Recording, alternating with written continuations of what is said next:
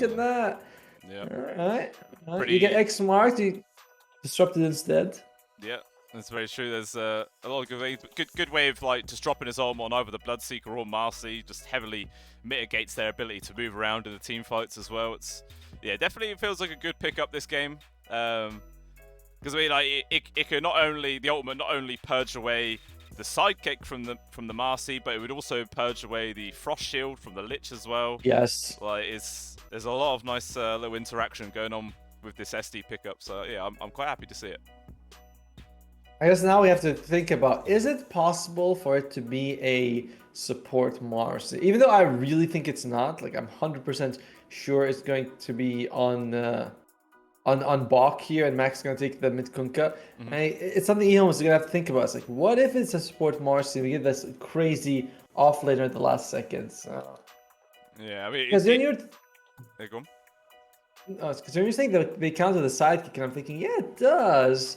Do I want the Marcy to be a core? You're up against the Beast. Like, Shadib in jail is always good against the Marcy. The slow Beastmaster can just stun her for a whole time. And yeah, EHOME, they're on the same train of thought, right? They man away the Night Stalker. They're thinking, you know what? Maybe it is a support Marcy. Yeah, it definitely could be. I mean, it's just, in general, it's just very rare that you see a support being the final pick of the entire game as well, or for the team. So even that could play like a slight little like mental mind game going into the final picks here. But Polaris, they do decide to take away the Monkey King and Shadow Fiend. So I guess two heroes which are relatively decent versus Marcy in the lane. Like the Monkey King can stand his ground, and the SF can land a few good raises and try and burst there pretty quickly. So plus and also these two heroes aren't heroes that want to run away, like, right? Like if you rupture them, they're perfectly fine to stand still, either the Wukong or to just channel up a Requiem. Like these aren't heroes that where you go like, oh, they're ruptured, you know, they move around a lot, they do damage like something like an Ursa would. You know, these guys are heroes that generally will be perfectly fine, you know, just perched on top of a tree or hitting from a long distance. Yeah, that's a definitely a good point there. Very wise bans to be taken out. Still 46 seconds reserve time for EHOME considering their final ban. Maybe they're tossing up right now. Like, do we want to ban another offlaner? Do we want to try and ban a different position 4? Like, are there any potential position 4 pickups that EHOME can, like Polaris could pick up, which would halt EHOME's draft? Like, maybe as you're saying, the Grimstroke, would that be any good? For Polaris, I would think I like the Snapfire just because, you know, if you're ruptured, you have to move, and if you're ruptured, you don't want to move, and Mortimer's Kisses make you want to move, so that's always going to be fun. What else would Polaris consider taking for? Then they do play quite a bit of the Snapfire themselves, but you know what? I'm thinking it's going to be it looks like it's going to be a support. I do think Jing does play a fair amount of Marcy. He's one of the few who stuck with this hero as a support. Bach, what's he going to go for? There could be a Nature's Prophet if he wants to go for it. The Darkseer. He's played some Rubik offline, but that's banned. Yeah. Will they go for Doom or the Dawnbreaker? Like, there's got a lot of options here for Bach. Because we are going to... I think it's going to be support, Marcy. They take the Nature's Prophet. Okay. Alright, yep. Yeah, it's a pretty nice combo there with the Marcy in the lane. Makes a lot of space, allows the Nature's Prophet to just right-click away. But, I mean, as we were saying yesterday, though, the Marcy's rebound does destroy trees. So, you know, you've got to be careful that it doesn't just completely annihilate the sprouts that come out and allow people to walk away. But we were literally saying this earlier. There is the Terror Blade. This is what EHOME were able to win one of their games with yesterday. It was, it was just the carry of the series. It won both games on either side. So, yeah, EHOME are going to pick it up again, throw it into the hands of MKS. How do you think TB's looking into this series? Is it a pretty favoured matchup for him? I think so. I think that I mean, he's going to be up against Bloodseeker, Kunkka. I don't think like any of these heroes really threaten him, you know, where there's like, oh my god. I feel like I was like, no, I think TB is going to have a relatively decent time in this in both like the laning stage should be okay, and overall it's just going to have a good time. I like it. And by the way, it's going to be the off-lane Bloodseeker and the carry Nature's Prophet instead. So I was thinking maybe they might go for the carry Bloodseeker, but it doesn't matter. Bloodseeker, Marcy, okay. There's a good amount of damage, actually. Terrorblade will suffer a little bit, obviously, because, you know, you have pure damage from the Blood Rise, a couple of nukes from the Rebound and the Dispose. So, MKS will suffer a little bit, but overall, as the later the game goes, the more it favors EHOME. And Yeah, for sure. I mean, I, it's like you were saying in the draft as well, where they banned the Shadow Fiend and the Monkey King for the exact reason that if they get ruptured, they just stand their ground, throw their spells down.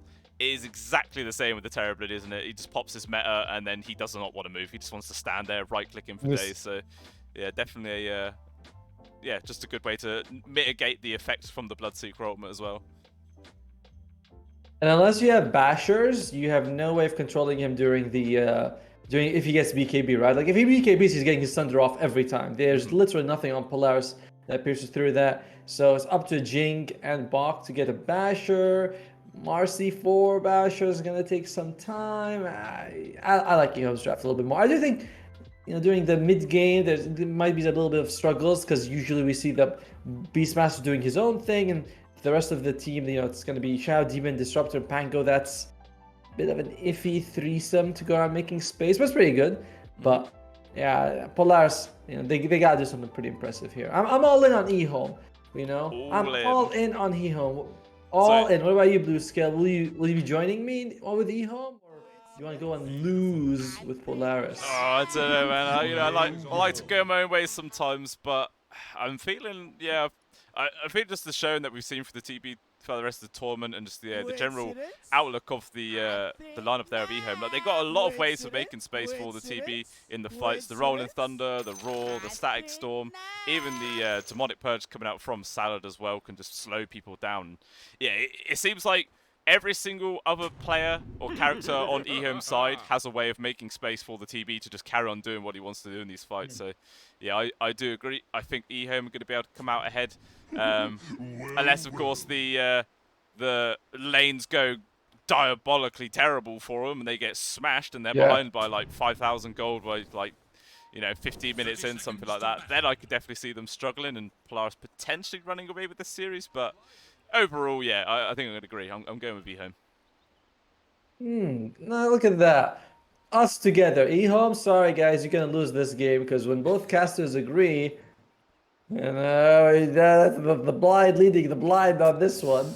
Yeah. EHOME, I really like their draft. I really like what they can do with it. Find out.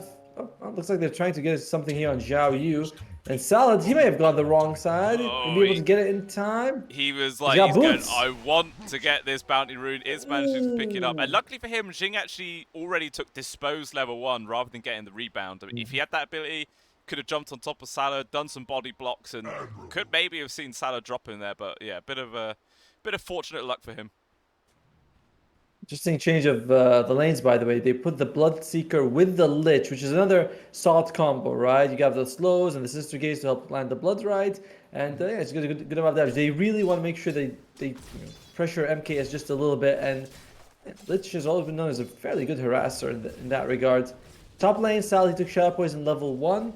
And it looks like, sorry, Jing as well as Akashi. Jing at least predicted he already has a magic stick. So now the disruption level 1, he's going to be able to get a lot of value from this magic stick very early on. Yeah, that he will. Try and rack up those points as much as possible. And yeah, like you were saying at the bot where, you know, Lich very, very good at being able to harass out, obviously, with just the level 1 point into Frost Blast. You can say exactly the same thing with the Disruptor. Like, the Thunder Strike is one of the best level 1 damage abilities in the game as well. So it's like, these two heroes just could be throwing these spells at each other, but I mean, even the actual attack range for the Disruptor as well was quite superior to the Liches. The CML, you can already see him suffering a bit more from the harassment there. But, you know, it might change. It depends if Bot wants to come over and help his Lich out in the harassment front, potentially get a kill. Yeah, in general, I mean, if you're going to have to pick, I mean, they're both good, right? Whether it's the Disruptor or the Lich. But the tiny bit of extra attack range that you have on the Disruptor, I think it's what, 625 to Lich's 550. Yeah, so you do get, you know, and of course you get the vision from the Thunder Strike. So you always get them with like one last zap on the butt as they're running away, which is always fun. And CML is trying to get in there, trying to make sure he blocks it, but he doesn't in time. So that's going to be an advantage here coming out from EHOME with the bottom side. Yeah, see if they're able to start keeping this lead up. We'll see. Still got the first meta to use from MKS. You know, generally if TB could do it, they want to wait until they get that ability to level 2 before they do the first usage. But I mean, unless there's a point where they're getting absolutely smashed in CS and they can't find anything, they might be forced to use it. But he's been able to hold on to it for now. And yeah, once he's able to get that ability leveled up, might be able to start to see them try and get aggressive themselves. All up top. Xiao Yu actually ends up dropping down. Jing might get punished as well. Salah can get a return kill. He does manage to find that at least. But if Akashi can get the return kill as well, but not going to happen. Ends up just being a 1-for-1 trade. But regardless, first blood being found going into the hands of the position one there for Polaris. So they're going to be happy about that. Yeah, with the rebound, with the dispose. I mean, a lot of what EHOME has in the top lane is the axes and the shadow poison spam, right? So you're going to be giving away... Oh. I see him able to get picked off. There's that meta usage. Did wait for the level 3, but regardless, finds the kill. I had a feeling that was going to happen. It doesn't feel like the lane was going very well for Polaris. I was like, okay, at one point he's going to glimpse him back out of position. He's going to kill him, and that's going to be the lane, basically. So, EHOME, I mean, they still have... So Polaris, they still have good potential at the bottom lane, but overall, anytime the meta is up and you have a couple of points in the glimpse, it feels like it's very scary to be CML in this situation. Yeah, 100%. I mean, Lich isn't exactly the tankiest position 5 in the world, so maybe it's going to give him a bit more pause for thought, has to be a bit more considerate about his positioning potentially. Up top there, yeah, Xiao Yu has been caught again. Just the dispose into the waiting arms of all the treants. He can't get away. And that's the second death for him already. We've just never seen a Beastmaster have a good time in this whole tournament, I swear. Yes. Every single time this guy's getting shut down. Is it like the teams just know how to play against him? Or, oh my god, top lane, Jing's going to take a lot of damage here. Landing the 6 stacks. Ooh, not quite enough to get the kill, but regardless, that's going to use a lot of regen there for Jing to get back up to a healthy standing. This is ours. To be fair, I mean, the thing is that like it's only level 2, right? So even though he got 6, which I think 5 is the maximum, he got 6, and he's like, yeah, I still can't do anything, guys. It's just a magic resistance. And Xiao Yu, the walk of shame, you know, the no boots. And of course, you know, your beast match, you don't take boots, so the walk of shame is extra shameful, you know? Yeah, it feels rough. It feels very, very rough. I mean, to be honest, despite the fact yeah, looks like we might be in some danger. The body block's trying to come on now. Oh, misses. Rebound, a little bit off the mark.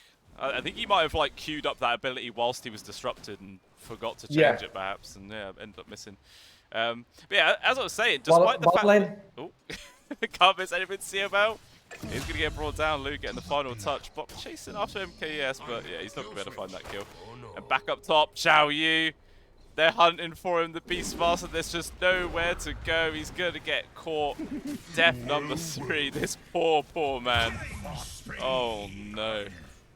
Okay. This is going to be a little bit demoralizing there for the old Beastmaster. Out of these trades, I gotta say, but Polaris is coming out ahead. They're shutting down the enemy offlaner, and they're losing supports to do that. Although Bach, he's taking hits. No, he's going to be fine. He's going to be fine. Salad. Another death for him. Dominating spree now, 4-0-0 for Akashi. He's doing pretty good in CS as well, 27-8. So I don't think he can really have much of a better start. He's already 600 gold ahead of his counterpart position 1 there of the TB. He's having a fantastic time. Mid lane. Ooh, a good disruption, keeping him alive. And Mac is going to go for no ruin, unfortunately. Unlucky. He's up top. Knight's going to be able to secure that from himself. And then maybe now, maybe it might be a little bit difficult for the Kunko in this lane. But I mean, it looks like he's already been having a decent time. 37-7 there for Mac against the 32-6 for Knight. Not a massive lead being built up, but just very slight increase in the CS department. And both of them are level 6. Jing is here. It looks like they want to maybe attempt to go for a kill right now. See if they can get the set. Yeah, but if you look at the net worth, Xiao Yu has really suffered. Like Bach, you know, he doesn't have the easiest lane. Bach, I think he's actually going to lose his life. He gets a kill. MK is first, and gets low as well. I think that was the Wrath of Nature coming out from downtown, just doing tons of damage. Enough for Bach to get that kill. He heals up, and then he goes for another kill. And all of a sudden, Bach, who I was going to be like, oh, you know, he's had a little bit of trouble. He's sitting pretty. He's almost ahead of MKS. Yeah, that is massive to get that double kill right there. And as you're saying, just the show up there from the Nature's Prophet to help turn that whole situation around. Jing does obviously lose his life at the top, but, you know, that's going to happen when the position 1 just completely leaves the lane. And it's very rare, right? Normally, the position 1 carry is not the person you see to start making the rotations at the beginning, but that is just the general power of a Nature's Prophet. And yeah, with the help of the Treants, might be able to bring down this tier 1 tower pretty damn early into this game number 1.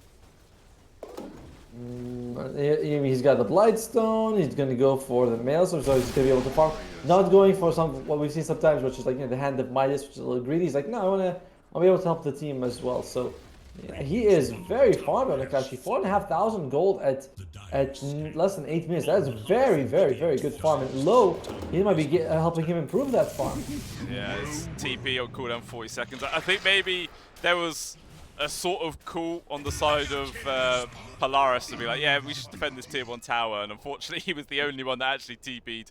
Everyone else like changed their minds, and yeah, just another kill there for Akashi. Really starting to get out of control. Mac up at the top, does manage to get the X-Mark land onto poor old Zhao Yu. The Beastmaster already having a pretty rough time. Lord. Gonna get worse. 4th death here him. Now Salad in some real danger.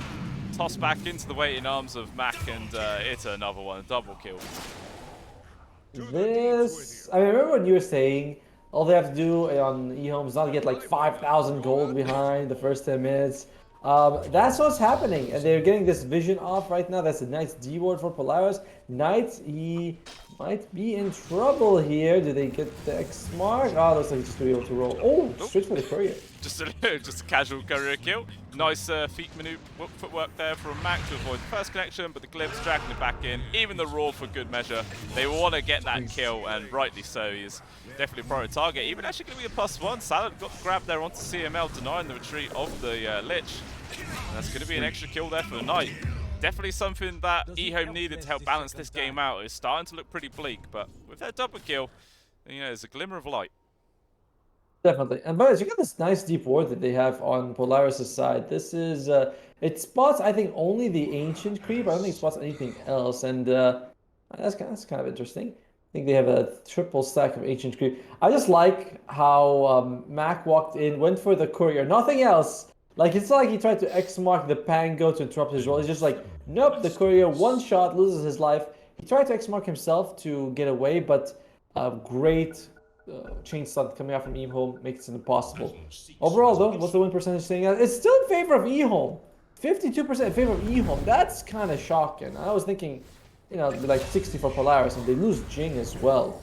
That was literally the easiest kill of MKS's life. He pressed meta, and then just watched his hero illusions right-click the Marcy while she was running away. That was literally it. It's like, not the flashiest way to get a kill in the world, but, you know, sometimes flash isn't required. Still able to get that, and yeah, quite surprising they still have the favorable win probability, but I guess it's sort of like Spectre syndrome. Gaben loves a TB. I mean, to be fair, in this game, we do feel like this is a very very good TB game in general. Low might be losing his life, and oh, nice glimpse actually. I keep him alive. Oh my God, no, wow. Dude, how much Wrath of Nature is just this insane damage here? Yeah, that was a big whack. That was 426 damage just from that. Oh, check out what they're doing here on the Polaris. They realize that one way Zhao Yu can. Oh, wait, a hair rupture. Screw that. Knight just going for the TP. No way to cancel it. But hey, with him TPing away, they know that's going to be a tier 1 going undefended with the catapult here. So it's going to be another objective getting cleared up for Polaris. Unless something happens, Jing jumping forwards, trying to find the grab onto Sally. Actually dropping the purge onto Mac as well, severely slowing down the Kungo. The Glimpse, unfortunately, not bringing him into the stack storm, but MKS is here. He still doesn't have meta, though, for a full minute. He's got to be careful he doesn't overextend. Rolling Thunder gets used some Knight, just get the connection onto CML. Lou's already dropping there. See, was finally get brought down from the help of Jing. Knight is still barreling in right now. Will be forced to disengage, but so far it's just a trade of supports. Mac returning. MKS showing up, no meta, no nothing. It's just like, yeah, let me add him. And they still lose the mid-tier 1 tower, so that's a bit interesting. Zhao Yu, like we said, they have this nice stack for Zhao Yu to take to recover, but they've been doing a really good job on Polaris of always invading the triangle and preventing him from taking it. But now Zhao Yu is going to go for We'll see. Will Polaris still contest? They're smoking. They really want to shut down Xiao Yu. They're like, the guy tilts. Just keep trying to tilt him. You know, that's maybe the plan. Their ward did actually get taken away. Salad was able to find it, but regardless, like you said, they already had the info that this was going on. Unfortunately, stack a couple of their disables, but it doesn't matter. Salad still drops, and they should be able to steal quite a lot of these large creeps if they're quick about it. Swashbuckle claiming back one of them. Xiao Yu can take the other. So they didn't lose a huge amount of their ancients, but you know, definitely some of them got whittled away. I would say that was pretty bad actually, because I mean for EHOME, Polaris, they might get a nice kill on the way out. Could they? It looks like they tried to go for the grab on towards the Lich. Stack Storm coming out, but it does not matter. The spell's already got dropped. Even Lu dropping there as Akashi getting involved. Seabell did survive a long time, and it's because he's maxing out Frost Shield first. Everything else only got 1 point. Just wants that big defensive capabilities, and it seems to be working out nicely. Just, and maybe he'll just get the fluffy hat first item for his 4-step, but either way, he is very happy. I mean, Lich is doing pretty well for himself. It's crazy. The EHOME's biggest problem right now is that Xiao Yu has just been completely shut down, like completely. And it's on Knight to make space, but as we saw just now, you can't control the Pango when he's not rolling. So, and even when he rolls, there's still a rupture. So it's a bit of a tough spot here for EHOME. MKS is farming well, but he's significantly behind both Mac and Akashi. Yeah, definitely. I sort of feel whenever I see a Pangolier at the start of a draft and then they get countered by like a Bloodseeker or something, I always prefer it when the team then swaps the Pango to like, you know, it's sort of out in the meta now, but like a, you know, an old position 4 role, because then it's like if he gets hit from the rupture, it doesn't matter because that's rupture being used for a support. But you know, whilst we're talking about the Rolling Thunder and whatnot, Jing has been caught trying to get himself away, but just cannot do so. They do find a free kill. But yeah, like, I don't know. Yeah, it feels like then the Pango can be sacrificed a bit more, you know? But you know, Pango is not here that anyone can just play top lane. Xiao Yu doing Xiao Yu things, and yeah, he's losing his life. Really unfortunate. But at least the tower gets denied, so not a bad move. Trading your life for a tower. Xiao Yu is currently 0-5. Yeah, I mean, if you can get towers and he dies, I think that's perfectly fine for EHOME. Yeah, Pango's not a support that anyone can just play. You know what I mean? It's similar to like the Monkey King 4, which can work, but you really need a specialized person to pull it off. Low breaks the smoke. Low might lose his life. Oh, not bad, actually. Good. Can Matt get close enough for a played. glimpse? Or X-Mark? Not the case, but Akashi has actually got the Gleptic connection here. Also gets wants to charge forward. See if he gets Sundrop. He does manage to get the connection. Land onto Akashi first. The Nature's Prophet is in real danger right now. He will get brought down, but so is the trade there for TV. People are dropping like flies so quickly. There's so much damage just flying out from both sides. Xiao Yu's going to get taken out from Jing. Position 4 finding the offlaner. Does manage to disengage as well. And another kill there for Mac. Just like, all right, hello. That actually had a complete diffusal blade on it there for Knight as well. So extra bit of effect there. And Jink, it's really low, but is able to get away. Knight fully committing with this Rolling Thunder. He's got a DD activated, but he will have to disengage. So how many people was that? That was 8 people dying in that fight. 4 for 3 there in the favor of Polaris. Gold for my 8 people, 4 for 3. That must be some of that Western math I keep hearing about. All right, but yeah, I mean, favors EHOME in the end. Yeah, right, you got there. I was like, there's 2 people alive on one side. Well, that's it. If he says 8, he's 8. What do I know? But yeah, it actually favors EHOME in terms of the graph. But afterwards, of course, MKS really kept that fight going thanks to that Sunder. Like, if he didn't get that Sunder off, it would have been an absolute disaster for EHOME. But he has a Sunder. Akashi falls, and that. It's still a loss, I'd say, for EHOME. I don't care what the graph says. Polaris had more people farming after that fight, but it's almost even, you know? It could have been a disaster to almost even, so good play by MKS, keeping them in this game. Yeah, definitely. It was a close one for sure. And still 7k gold advantage at 16 minutes in. Definitely a comfortable position for Polaris to be in right now, and currently sat on about a 69% win probability according to Old Gaben. Do you agree with that rough estimate? I think so. Yeah, I think we're at 70% would be very fair for Polaris. That feels like where it should be. Look at Xiao Yu though. He's gonna go for the Helm of Overlord. It would be nice once he gets it, but it just feels like he's been really shut down. The supports as well. The Disruptor's got nothing except boots. He's literally got Tranquil Boots and nothing else. Whereas Salad, okay, Salad's got the Aether, he's got the Force Staff, so he's gonna be able to make some plays. But Shadian feels like a hero that I'm not sure gold is that useful. So once you get the shard, you're kind of happy. That's about it. Yeah. I mean, like, I used to love getting the Ags on the Shadow Demon, but not quite as high priority as it used to be. But it looks like CML is going to get brought low here with the Rolling Thunder on top of him. Trying to best to survive, but yeah, that's a nice little freebie. Gets taken away there from the support. I'm sure Knight would have quite liked to pick that up himself, but you know, it's tax, support tax. It's worth it, right? It's like you get the kill. It's worth it. I like what they were able to. They were like went for. Sorry, they were able to get that. It means more than it looks, because once the longer CML is dead, that means that Polaris won't want to make space around them, won't want to make too many aggressive moves, and you can breathe a little bit easier on your supports. So on your team actually, just getting 1 or 2 kills doesn't matter on who really nullifies an enemy team's aggression. Look at the deep wards they've got on Polaris. They got one top lane in the ward. You got another one in the, I can't actually see, but somewhere in the jungle. Yeah, oh yeah, the one blocking. Wow, that is pretty bold. Using a observer ward to block a camp. Do you see it? It's yeah. the Radiant jungle. It has actually just been scouted out because Lou got hit from the Nature's Wrath there, so they do know there's a ward somewhere in the vicinity, but you can't actually find it. Instead, bold, man. CML, looks like he's going to get caught instead. Knight on top of him right now, dropping out the Chain Frost, but unfortunately for him, it bounces off to the illusions. Doesn't really get much work done at all. Polaris trying to take this fight right now. Xing is here. The Eternal Chains gets the connection onto Knight, unfortunately. Doesn't quite get to the ground. Now he will with the Swashbuckle. Max coming in. Can't land the stun there. Yeah, he got Gleipnir'd. He's going to make it out just fine.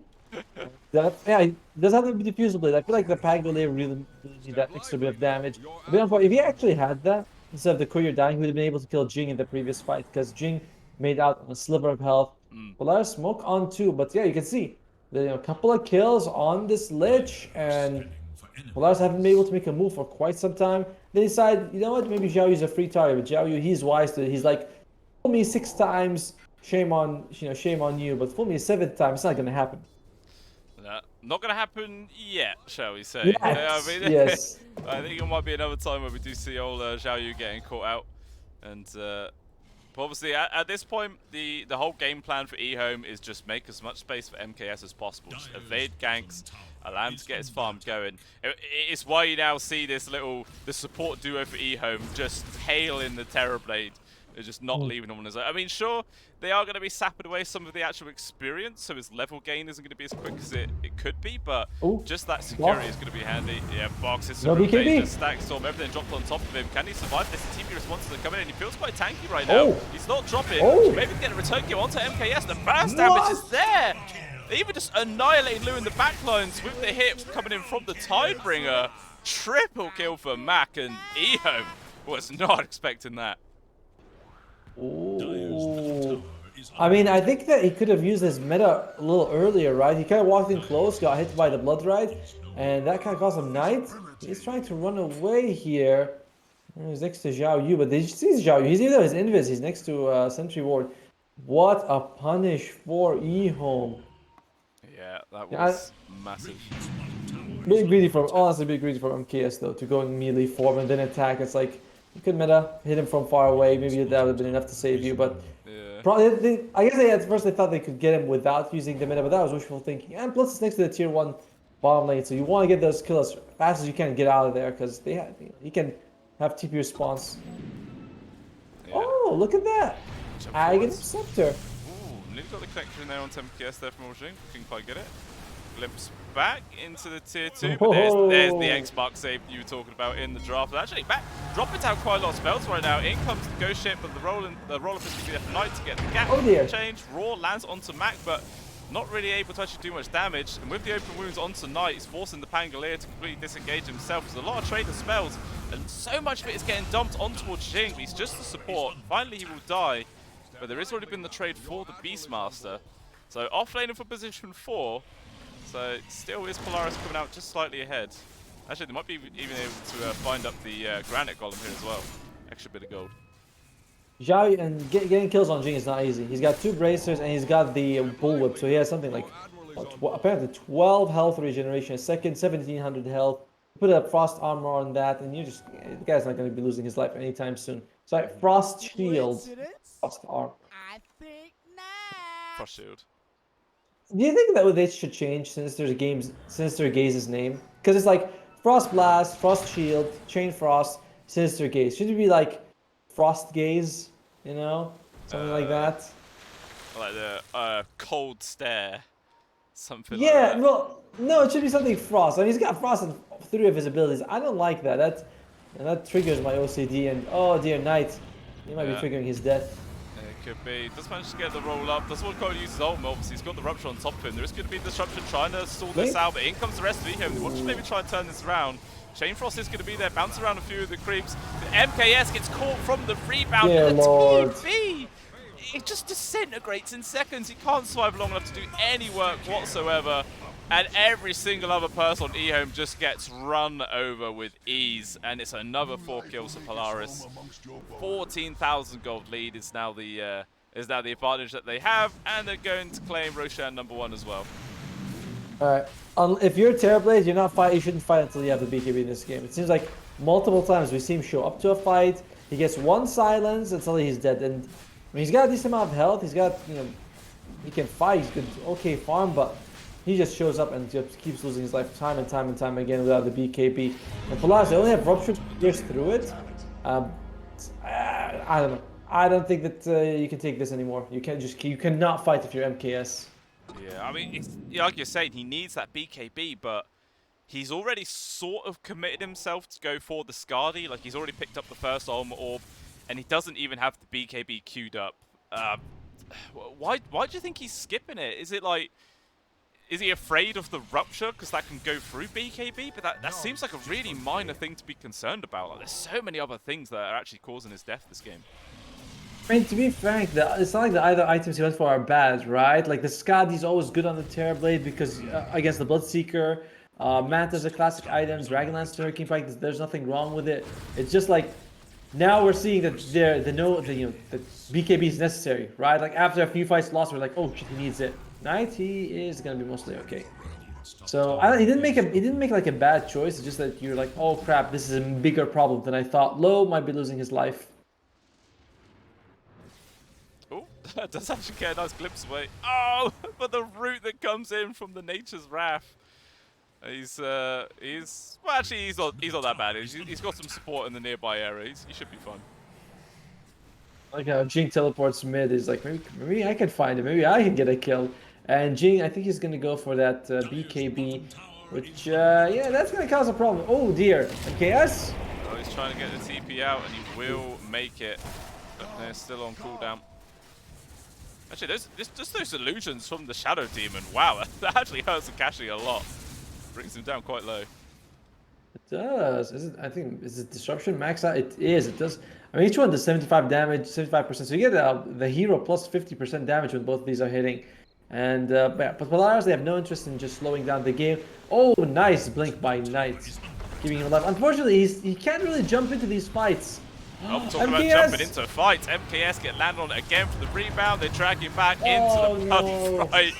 And that is the kind of positioning you would expect from like the offlaner or one of the supports, but that is their carry up front and center when nobody else is nearby to help out. I don't know. I think EHOME are just suffering a bit of miscommunication right now. They're not on the same page about what it is they want to be doing. No. I mean, look at Low. He's in the bottom. He was pushing out the bottom lane. Xiaoyu's tops, which I like. I like that. I like what Xiaoyu's doing. He's pushing out the side lanes, but you are going to be losing structures here. MKS is going to be up in 20 seconds. You will have a glyph, but glyphing just the racks is usually not a move you want to make most of the time. Yeah, it does not seem worth it whatsoever. Range barracks gone, and it looks like Polaris not going to be interested in hanging around for the melee. Just accept that little victory for what it is. Back on out.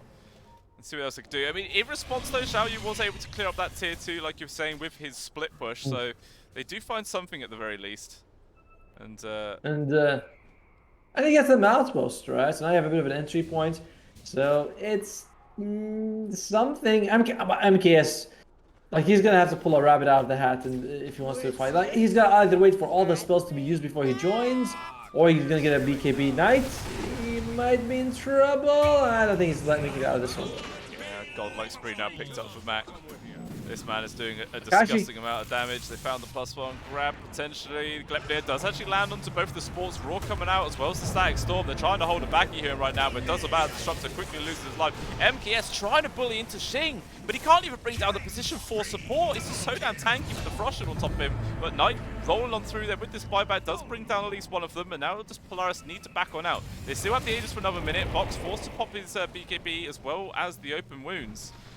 Stun lands onto MKS, but Polaris, yeah, they're not interested in trying to turn this fight around. I mean, it's a massive win. What did they lose? They lose their Lich, and they get 3 kills and 2 buybacks. And they force out the meta, right? So that means the next fight, meta is not gonna be available. If Polaris decides to play fast, they won't have the Aegis though, because it's like 40 seconds by the time they reach a Rax. It's very likely the item will expire, but there are no timer here for Polaris. They can go now, Terrorblade no meta, or they can wait until the next Aegis, which in this tournament we've seen teams be very patient, and you can't blame them. No, yeah, true.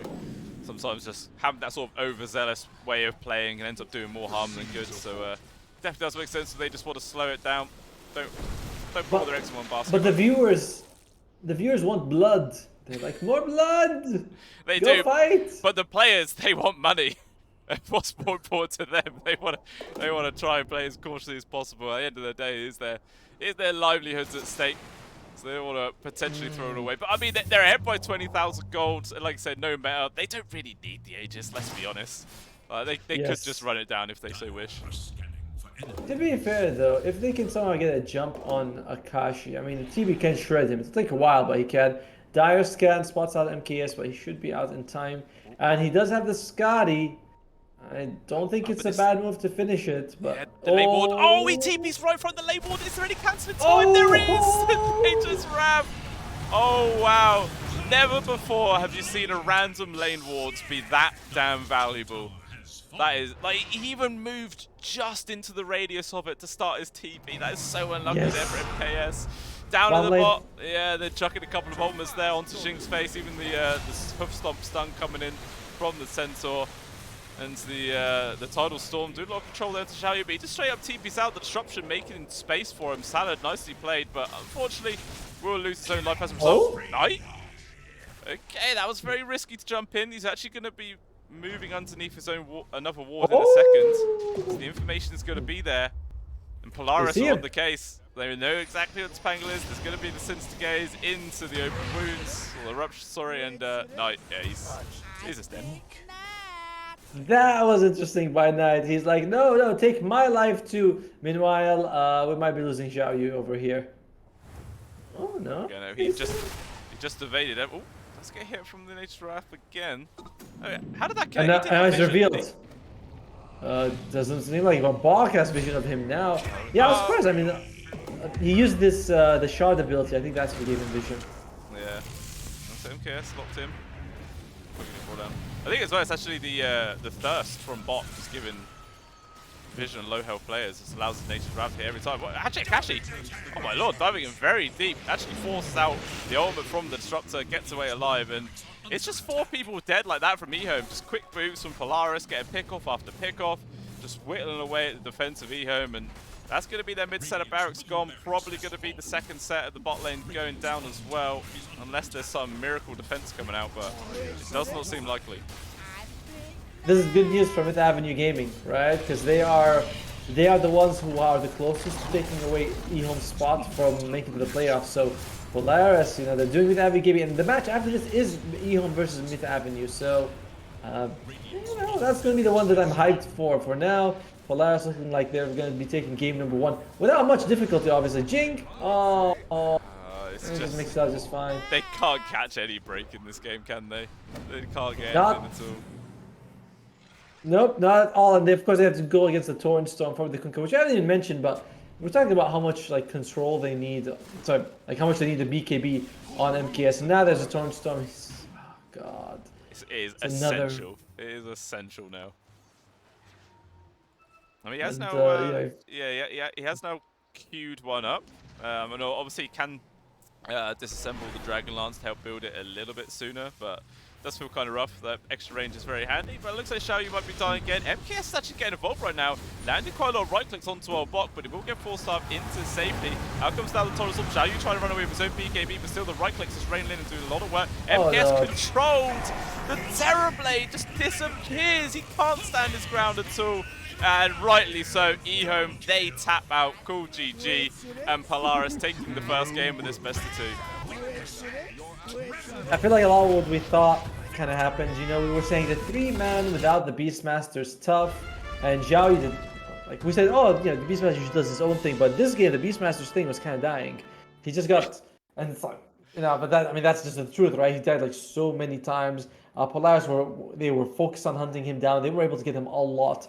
When that meant that Knight and Sal and Low, when you know they tried to make space, but when you try to make space, you're not having an offlaner pressure the enemy side of the map. So they're having issues with that. MKS, he was fully controlled in all of these fights. So Polaris Esports, he just played it really well. Akashi, super active. Mac is, I didn't talk about Mac, but the guy is 13-1-14. Like, he just had a perfect game on the Kunkka. Yeah, that he did. It just really went fantastic well for him. I mean, Knight's score at the start as well was pretty good. I think it was like 5-1-4 or something like that. So even the Pango had a decent start, but just nowhere near able to compete against the Kunkka and Nature's Prophet. Those two just really went out of control. Even Bok as well. He did really. It wasn't like any points where you go, wow, Bok is popping off, but he was doing his job. He was landing the right ruptures. He was getting good silences off. So it was just very well coordinated coming up there from Polaris. And yeah, I feel like it was just a bit to do with the MKS's builds. Like he didn't adjust to the game. You know, like you were saying, the Skadi, the Manta style, fantastic items for a TB. You sort of have to pick them up, but maybe could have delayed them a little bit to prioritize the BKB. I think so, right? It's like when you look at it in that sort of situation, like they have nothing that really hurts you in your BKB. I mean, rupture, but so what? You know, unless they have bashers, you're gonna be fine. But he wanted to go with the tried and true, and there's nothing wrong with that. But this was not the game for it, and unfortunately, EHOME lose game 1. But Polaris, they're very happy. They were already second place. I think this puts them tied with first. Another victory, and they'll be definitely first. Yeah, and that's gonna be a nice little win for them. It obviously doesn't make any difference going forward into the tournament, but as a sort of a mental bonus, that's going to feel good. So yeah, we are clearly the best in the group stage. They're going to be feeling great going forwards. And obviously when the group stage, or the playoff stage starts, it's going to be, their first match will be against the invited teams. So it'll be like, you know, a new opponent, you know, fresh strategies that they have to sort of adjust to. So yeah, having that bit of extra mentality, as you're saying, would be a big bonus to them.